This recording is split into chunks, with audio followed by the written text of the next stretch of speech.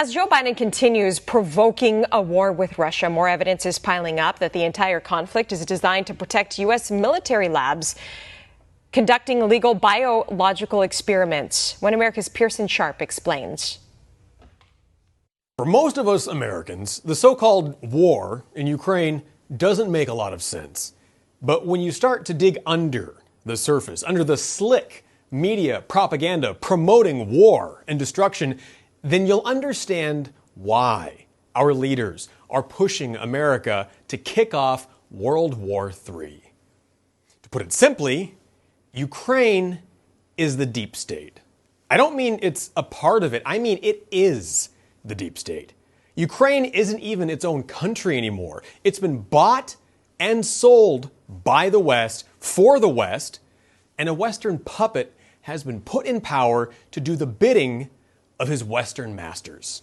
President Volodymyr Zelensky isn't the leader of Ukraine.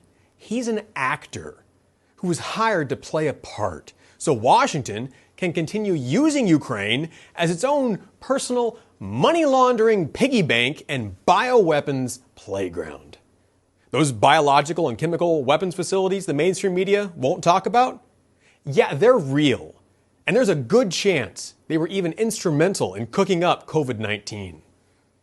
Independent journalist Clandestine exposed the evidence on Twitter, pointing out the whole operation started back in 2005, when then Senator Barack Hussein Obama took a trip to Ukraine with Senator Richard Lugar to inspect former Soviet weapons facilities.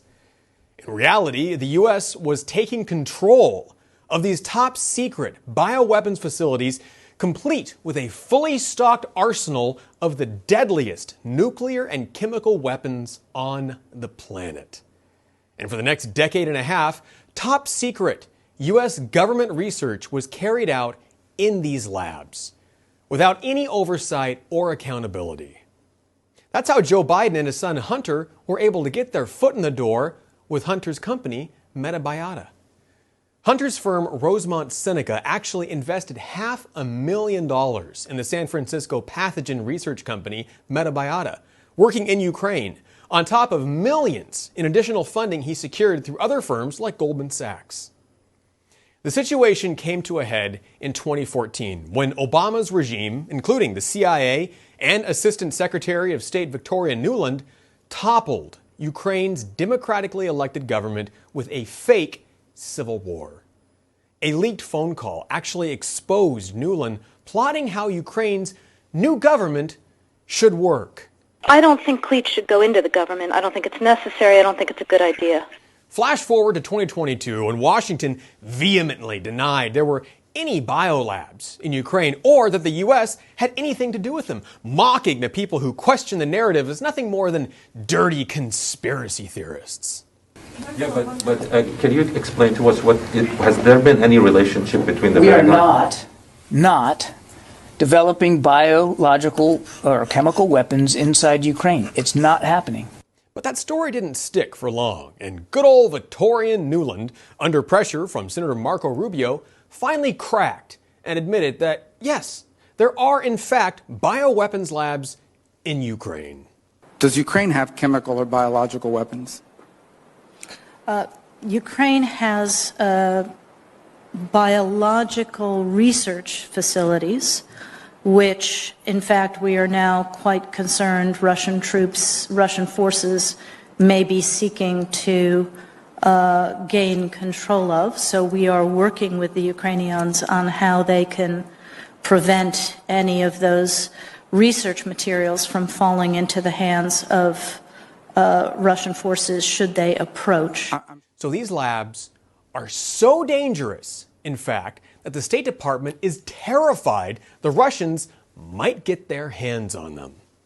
And let's be clear, Russia has been sounding the alarm that these labs not only exist, but that they're producing biochemical weapons at the request of the Biden crime family. During the military operation in Ukraine, Russian personnel acquired over 20,000 documents, reference and analytical materials, as well as surveyed witnesses and participants of the U.S. biological programs. The materials confirm that the Pentagon aimed at creating a biological weapon and testing it on the population of Ukraine and other countries along the perimeter of the Russian borders. After the deep state's overthrow of Ukraine's government in 2014, Biden visited the country more than 13 times. And Moscow has warned that Biden needs to explain his son's involvement with these labs. We can confirm that the Kyiv regime is engaged in military biological programs financed by the United States of America. It's impossible these programs were used to benefit science and peace because they were financed by the U.S. Department of Defense. The Pentagon and Joe Biden must officially explain to the global community about the programs in Ukraine. And as it turns out, the Russians were right. Because according to official documents uncovered by investigators at the exposé, government funding records showed the Department of Defense awarded $370,000 to biolabs in Ukraine for COVID-19 research in November of 2019. For anyone keeping track, that's 3 months before the WHO officially even named the Chinese virus COVID-19. All our taxes are going to Ukraine not to fight for their freedom, but to pay for the deep state to design bioweapons to enslave the American people and destroy our lives. We're financing our own destruction and being called traitors and unpatriotic when we resist. As Clandestine pointed out on Twitter, all of these agents of evil, Big Pharma, the mainstream media, the deep state in Washington, Zelensky, and the WHO are all working together to cover up their crimes. Russia isn't the villain here. Our own government is.